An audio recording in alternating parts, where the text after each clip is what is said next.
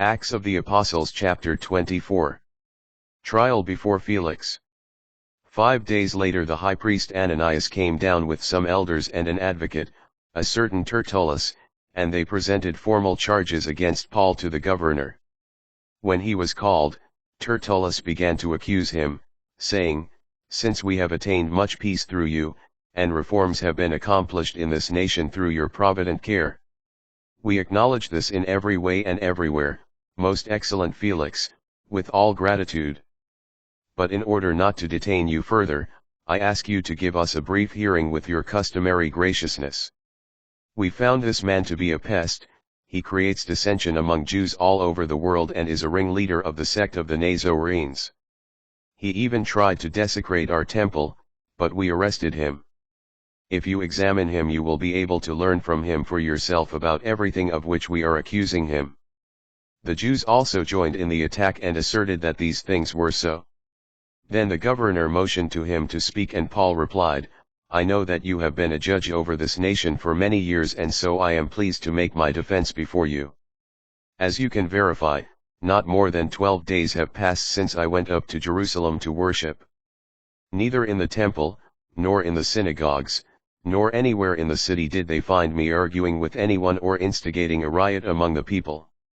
Nor can they prove to you the accusations they are now making against me. But this I do admit to you, that according to the way, which they call a sect, I worship the God of our ancestors, and I believe everything that is in accordance with the law and written in the prophets.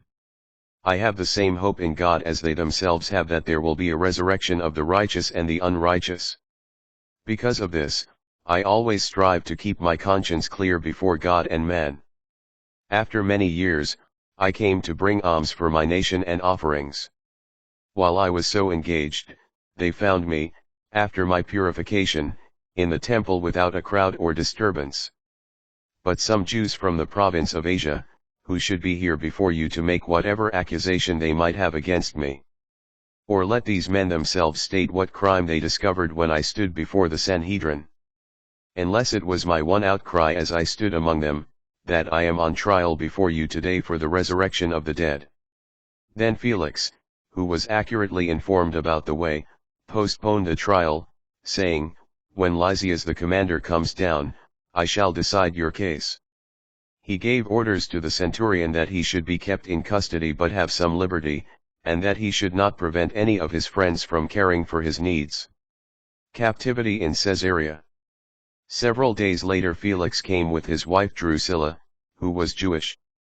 He had Paul summoned and listened to him speak about faith in Christ Jesus. But as he spoke about righteousness and self-restraint and the coming judgment, Felix became frightened and said, "You may go, for now, when I find an opportunity one shall summon you again."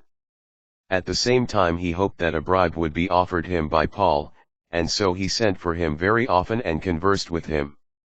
2 years passed and Felix was succeeded by Porcius Festus. Wishing to ingratiate himself with the Jews, Felix left Paul in prison.